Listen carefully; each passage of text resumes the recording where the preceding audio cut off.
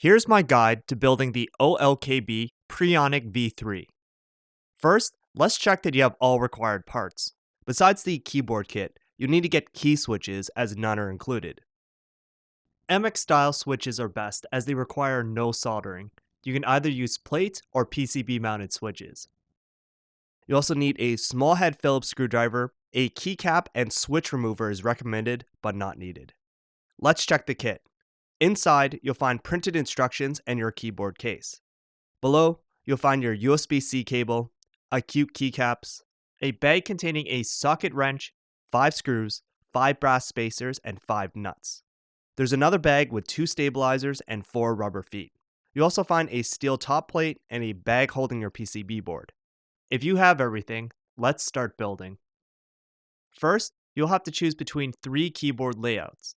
I'll build the most commonly used version with a single 2-unit spacebar. Each layout changes functionality and how the stabilizer will be positioned.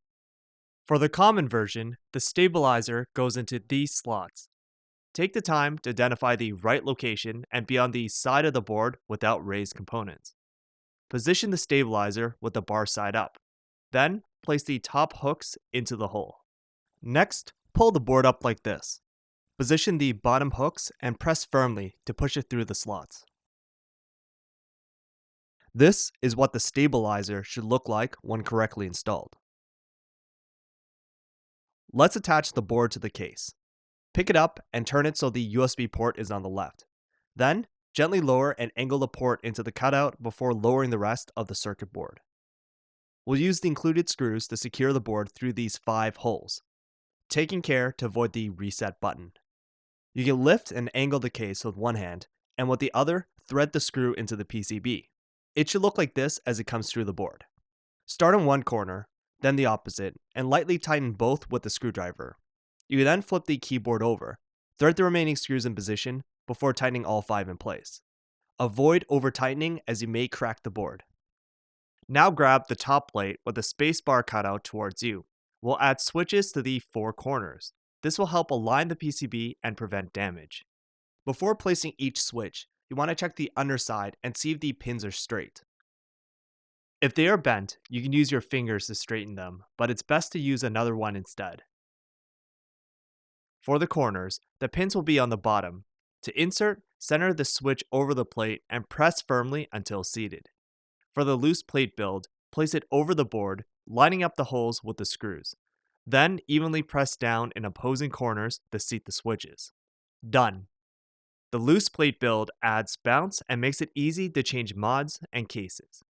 The extra secure build feels sturdier but makes disassembly tricky. Before adding the plate, thread 5 brass spacers to each of the screws. Then use the hex tool to tighten. Avoid cranking hard, otherwise the board can crack. Next, add the top plate, pressing on opposing corners to seat the switches. Thread the 5 stainless steel nuts by hand and use the socket wrench again to tighten. Done. Now we can add the remaining switches.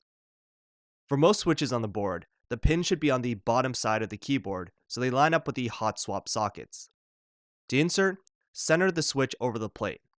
You want to make sure all sides are level so the pins can easily slide into the socket. Using 2 fingers, push straight down with even pressure. Repeat this process across most of the board, checking the pins are straight each time. The only exception are these 2 switches in the cutout at the bottom. Place these switches upside down as the sockets are backwards. For other layouts, the orientation will change. Now let's plug in the keyboard and check if all the switches are working. I'm using keyboardtester.com as it gives an audible beep if a key is pressed. If a switch is not working, press down firmly to make sure it's fully seated. Otherwise, remove and check the switch. Use a new one if needed. It's time to add keycaps. Follow this photo for the default layout. Take a key, line up the center, and press down. Keep in mind that each row has a different profile and that some keys, like the escape and delete button, use the same icon.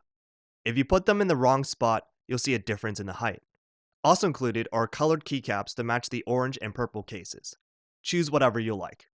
The final step is to add the rubber feet. Peel and apply them to the 4 corners of your keyboard. Congrats! You've built the Preonic. Enjoy using your new keyboard.